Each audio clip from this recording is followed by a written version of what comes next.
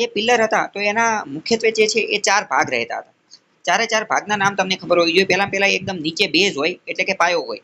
તો અશોકના પિલરની અંદર એવો કોઈ પણ બેઝ પાયો જોવા મળતો ન હતો.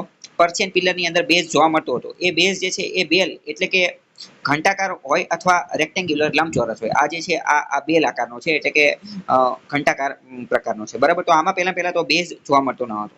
બરાબર. હવે આ જે આખું જે છે આને કહેવાય શાફ્ટ. SHAFT shaft. શાફ્ટનો મતલબ શું થાય? શાફ્ટનો મતલબ પિલર જ થાય. તો પહેલો પાર્ટ થઈ ગયો આવડો શાફ્ટ. આ જે છે એ પહેલો પાર્ટ થઈ ગયો શાફ્ટ. પછી હવે આ જે બીજા નંબરની આ વસ્તુ જે છે આ વસ્તુ એનું નામ છે કેપિટલ. એને શું કહેવામાં આવે? કેપિટલ. આ કેપિટલ જે છે એ ઇન્વર્ટેડ લોટસ હોય. ઇન્વર્ટેડ લોટસ હોય અથવા ધમ્મચક્ર હોય.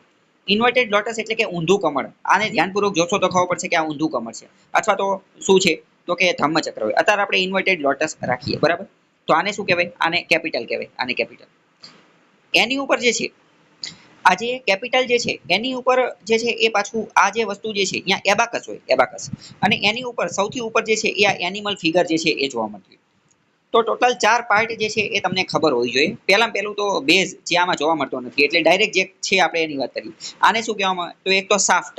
પછી એની ઉપર શું હોય તો કે કેપિટલ આવે. એની ઉપર શું હોય તો કે એબાકસ આવે. અને એની ઉપર શું આવે તો કે આ જે એનિમલ ફિગર જે છે એ આવે. તો શાફ્ટ, કેપિટલ, એબાકસ અને એનિમલ ફિગર. આ તમને ખ્યાલ હોવો જોઈએ. અહીંયા જો બધા જ વ્યવસ્થિત સમજાવેલા છે. આ બેઝને તો બેઝ જે છે બેઝ એને તો ઘણી બધી વાર કેપિટલ કહેવામાં આવતું હોય છે. તો કેપિટલ કેવું હોય તો કે ઇન્વર્ટેડ લોટસ હોય. અહીંયા જો આ કેપિટલ છે. કેપિટલ એટલે કે ઇન્વર્ટેડ લોટસ. એની નીચે આ જે છે એ પિલર શાફ્ટ છે એટલે કે આ શાફ્ટ. શાફ્ટની ઉપર કેપિટલ અથવા બેઝ. એની ઉપર એબાકસ. એબાકસ એટલે આ જે પિલર જેવું છે એ. અને એની ઉપર સૌથી ઉપર એનિમલ ફિગર.